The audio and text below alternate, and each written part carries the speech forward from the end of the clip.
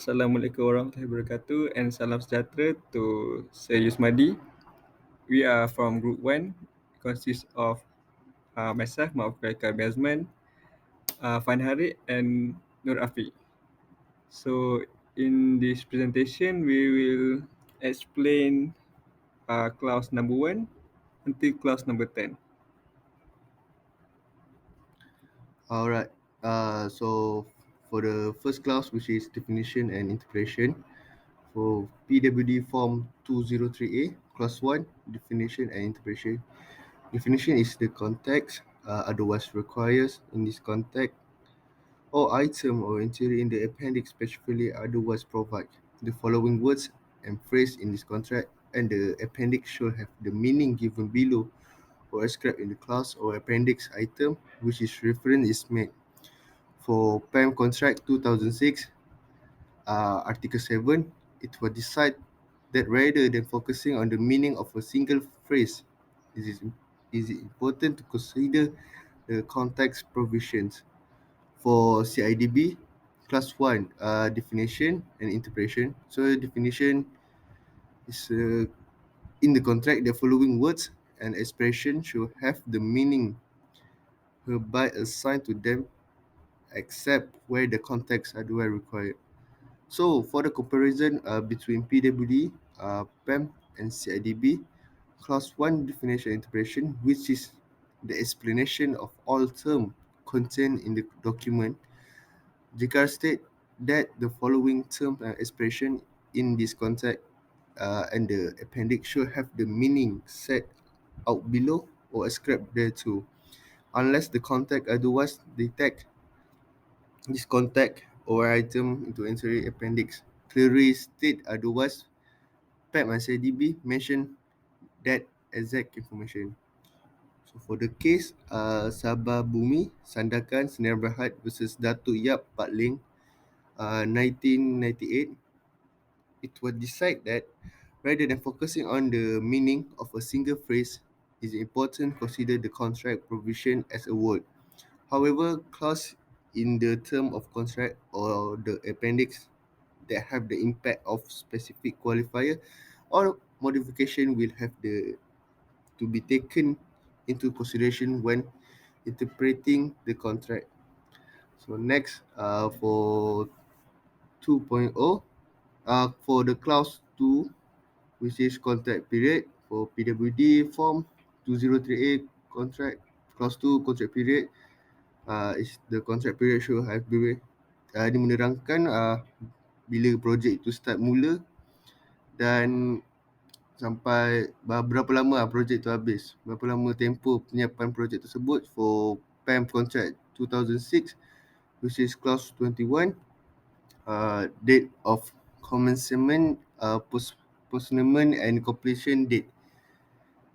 So for CIDB, clause 20, time for completion. Subject to clause 24, contractor should have complete in the work within the time or times for completion state in order of priority, which is the letter of award, the appendix, or somewhere in a contract document. So for the comparison, clause 2 contract period, which is the explanation of all terms contained in the document. Jika state that the following terms and the expression in this context and the appendix should have the meaning set out below or ascribed thereto unless the context otherwise detects. This context or any item or entry in the appendix clearly state otherwise. PAM and CDB mention the exact information. So for the case pihak construction Liverpool versus McKinney Foundation, a court may allocate extension for a short time only to increase work. Force majeure or cost that cannot be avoided under the Liverpool City. A term of contract found to be beneficious contract for the construction for a house in 2-year period. Nevertheless, while the work is being done, the building has mistaken based on basic design. So for the clause 3, which is the SO and the SO representative. For PWD, clause 3, mentioned that SO should be responsible for the overall supervision and direction of the work. All matter regarding the work should be dealt with by the contractor with the SO. So for PAM contract 2006, clause 2.0 architect instruction. So the contractor should subject to clause 2.2 and 2.3 completely with all instruction issued to him by the architect regarding any matter in respect of which the architect is expressly empowered by this condition to issue instruction. For CIDB, Clause 2.0 Superintending Officer and Superintending Officer Representative. For the comparison, Clause 3.0 state that the SO should be in charge of general management and direction of the work. In JKR and CIDB state that the SO duties. Meanwhile, in PAM contract 2006 state that the architect instruction. So for the case for clause 3, Holland Hennen and Kabit Ltd versus Welsh Health Technical Service Organisation and others in 1982, the court has determined that there are both writing condition and implicate term pertaining to the contractor obligation under the contract.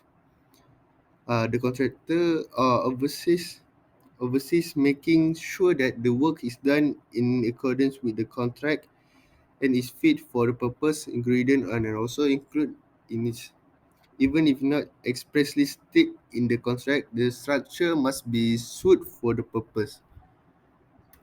And for the clause 4, which is SO's right to take action, in PWD Form 203A, Clause 4, the power of the SO to issue the instruction requiring a variation order under Clause 24 should be subject to the financial limit as set out in Appendix 1.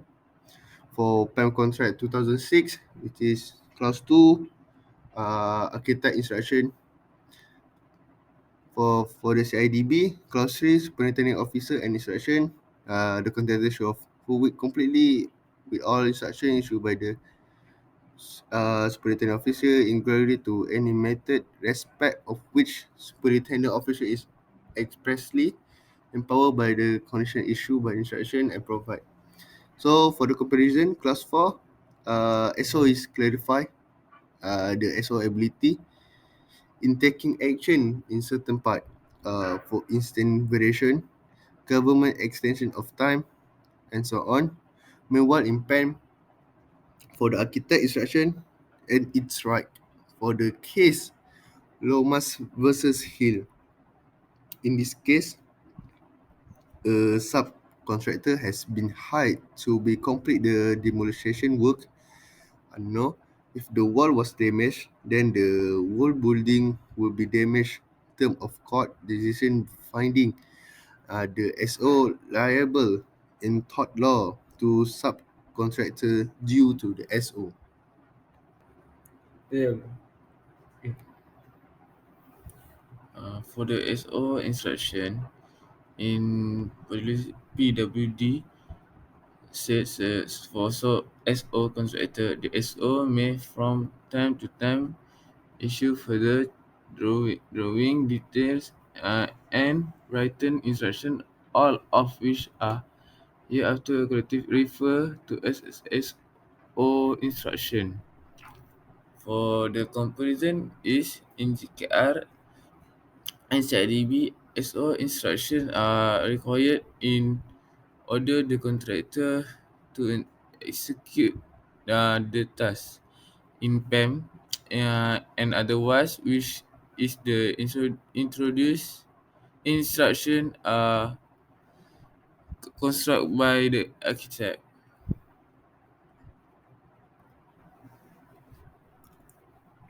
Okay, for the scope contract, the contractor shall upon and subject to this contract construct and complete the the work using material, goods, and workmanship of the quality and standard therein specified in accordance with the best industry practice.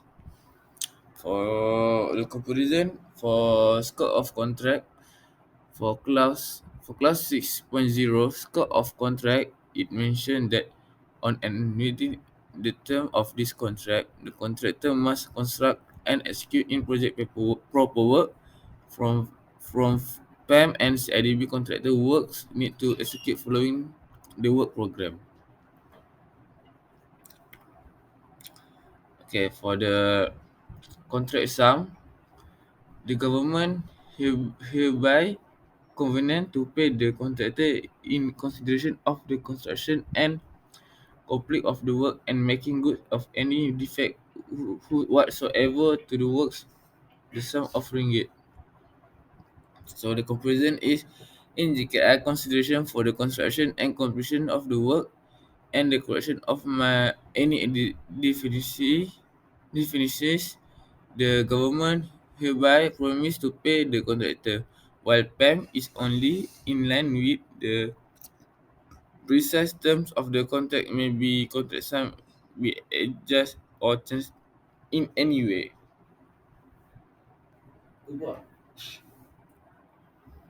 Okay, for the clause 8.0, which is contract documents.